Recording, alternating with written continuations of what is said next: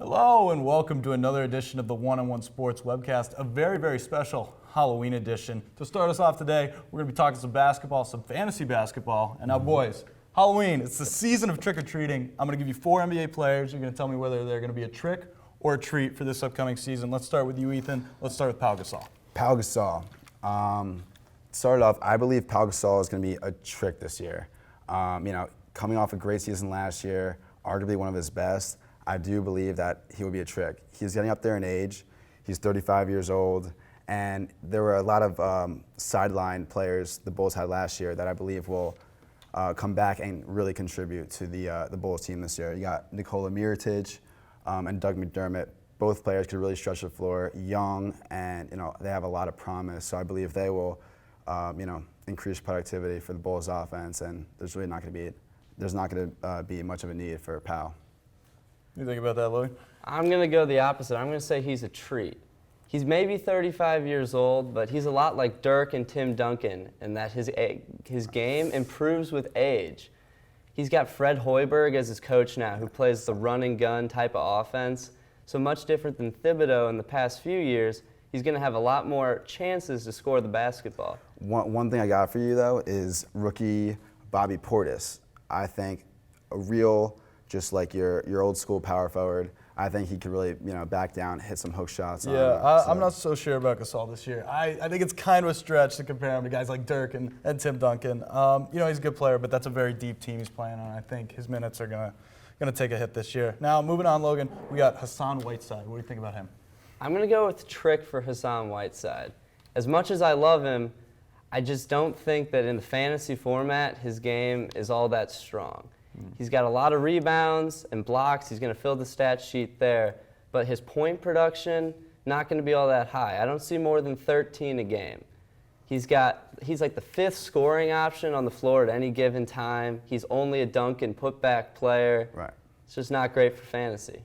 My take on that is that because they have a really solid team this year, the Heat, and they brought in a ton of new players. They got Justice Winslow coming in, Amari Stoudemire. I think those other core players will take care of the scoring, and I think it'll boost Whiteside's productivity and his efficiency from the field. He'll keep up the rebounds and the blocks, which are really key. His efficiency from the field may be good, but he does shoot below 50% from the free throw line, and that will kill you in rotisserie.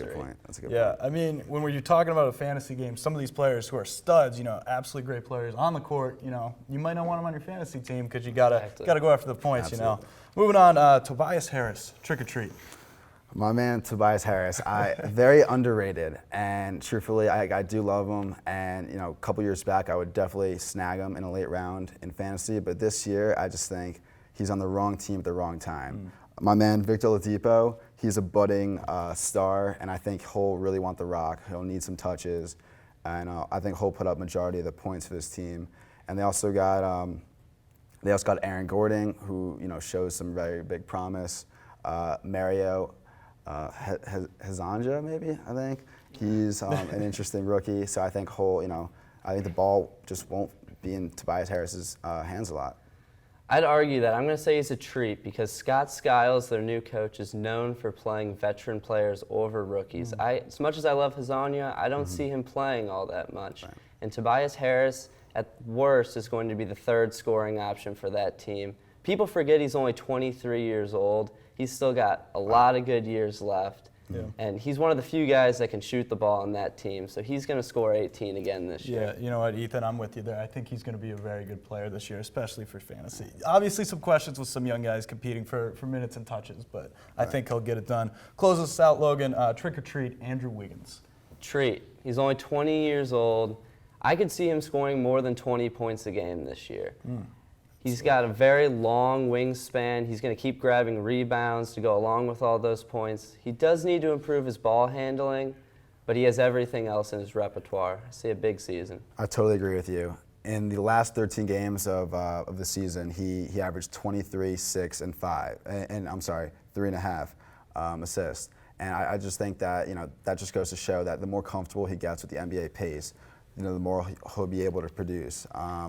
ESPN mock drafts have him go in the 6th round. I would snag him at 5, and 5 or even late in the 4th round, and I consider that a steal. No, I 100% agree with you both. I think Wiggins is going to have a big year this year, so pick him up on your fantasy team.